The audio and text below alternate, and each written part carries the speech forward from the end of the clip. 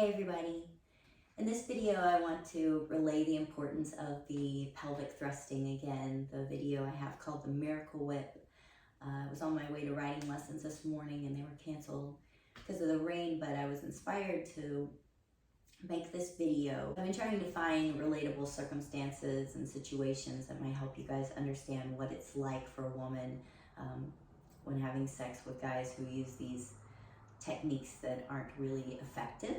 It may be things that you learned visually by watching and not really understanding what's happening, and so you're kind of mimicking this exterior motion that really isn't relaying or translating in your partner's body.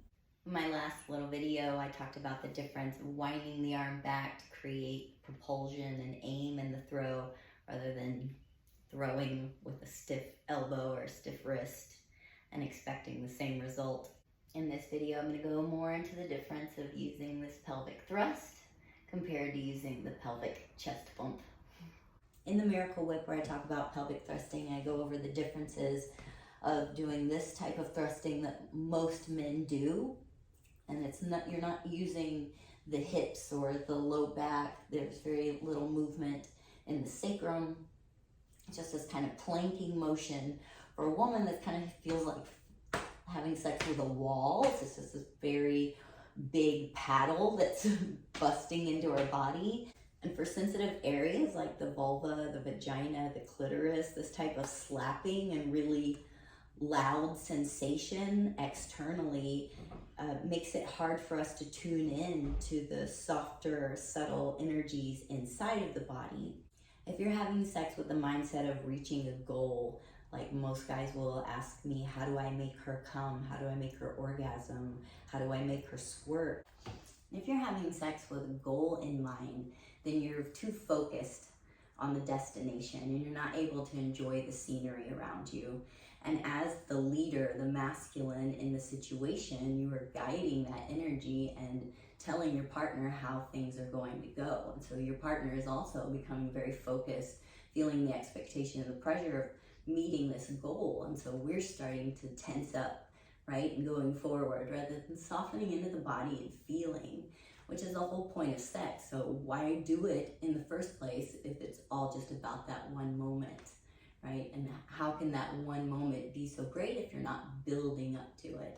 So much burden is being placed on the clitoris. It's like the smallest, most dense part of our body, and there's just a lot of expectation and pressure and stimulation being placed on the clit. The clit is like a radio tower of signals, but you have all of this landscape to spread the signals into.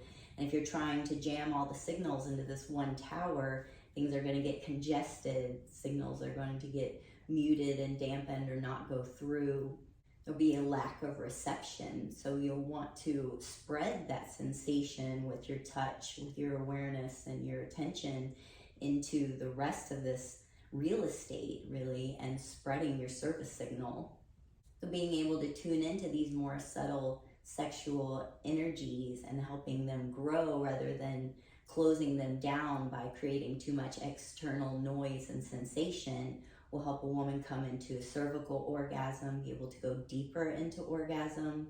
And this will help stimulate the skin gland, fill her arousal tissue will become more erect and put pressure on that skin gland so that she can release in that way. But when there's too much going on outside and all this slapping and hitting of these soft, sensitive areas, it makes us brace, and then we close off to sensation. We're just trying to relax into this intensity, which is really hard to do, and we can't make our even most sensitive areas do that just by thinking it. As the masculine, you want to be able to provide and facilitate that safe space to be able to open up, to create the conditions that are necessary for being able to release and express. So in this circumstance, I can maybe understand why dad bods are attractive, just because a rock hard abs hitting into your pelvis is going to hurt. Maybe that soft cushion of the belly is making things a little, not more pleasurable, but a little less painful. So rather than this planking motion pounding the outside of this soft body, we want to use our muscles, use our deep sacral sexual muscles in the hips to move the spine so we can penetrate with the power of the penis rather than using the external body when the penis is just kind of like not doing anything. All we're feeling is this pounding externally, limiting our sensation inside. So instead of doing this, we want to get intimate with the muscles of our pelvic floor, our hips, relaxing the spine so that we can move our force through the genitals into our partner, penetrating rather than pounding. It's also important to learn to link the breath with the movement, inhaling back to expand through the sacrum, gathering energy to exhale, contract, and release that energy forward. So when I was thinking about riding horses, I was trying to compare the two, and what is it like when I'm riding a horse compared to when a guy's thrusting like that. It's usually not a good ride. I don't want the horse to go faster, harder. So for me, it would feel more like bumping on the horse like this. I'm just kind of falling on its spine, which might feel good in the back end. You know, if you're coming from behind, you might feel like a big paddle for spanking on the sits bones. But in doggy style, you can also penetrate very deeply, so you want to be careful and not go too forcefully with the body. Preferably for me, rather than bouncing up and down on the horse, creating too much external noise where I can't tune into my subtle inner sensations, I'd want to ride it, right?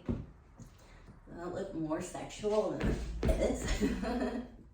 We're so used to porn and the theatrics of porn, then, you know, maybe that's a little more exciting for camera, or there's more motion going on to catch your attention. Really moving like this, you've got to pay attention. This is just more easy to distract you. No. Yes. A lot of guys might say, well, I like fast thrusting. It feels good to me, right? And there's nothing wrong with fast thrusting, and you can get there and get those little hits in by using the pelvic floor muscles, by using the muscles of the body. But it takes time and dedication to craft a skill. And so you can't just cheat your way into it by substituting with the force of the body. You really need to learn how to tune in to the muscles of the pelvic floor. So you might want to also check out my video called Pelvic Floor Breathing for Men.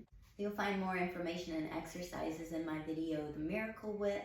If you're watching on Instagram, it's on my page. If you're on Facebook, it's in a post pinned on my bed linens page, or you can find it on YouTube. I wasn't allowed to post it on Facebook.